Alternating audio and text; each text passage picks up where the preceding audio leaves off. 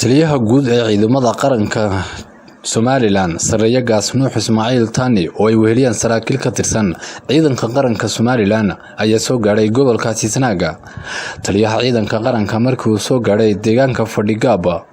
oo ka tirsan gobolka Sisnaag waxa halkaasi ku qaabilay isla markaasina salaan sharaf ku soo dhaweeyay guutooyin ka tirsan ciidanka qaranka Somaliland oo ku deegaankaas Fadhigaab.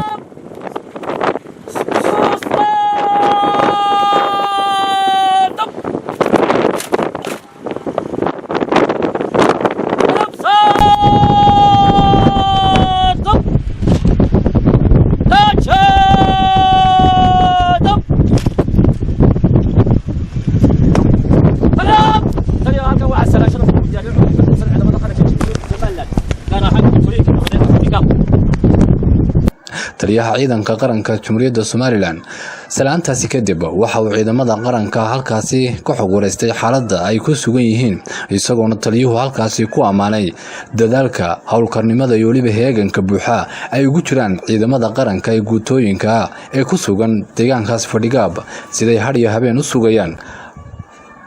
amniga. taliyaha guud ee ciidanka qaranka Sareeya Gaas Nuux Ismaaciil Tani oo ay weheliyaan saraakiishani ka tirsan ciidanka qaranka ayaa halkaasi ku amaanay dadaalka dheer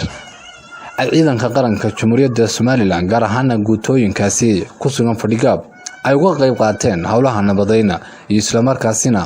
halkaasi taliyuhu iyo saraakiishaasi ay ku guddoonsiiyeen madaxda guutooyinka ku sugan Fadhigaab iyo qaar ka mid ah ciidankaasi bilad sharaf ay mutaysteen.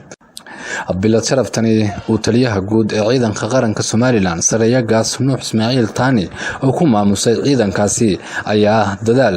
dheer oo lagu horumarinayo ciidamada qaranka Somaliland ee ku sugan jidaha. Maxamed Cilmi, Home Cable TV, Elfwin.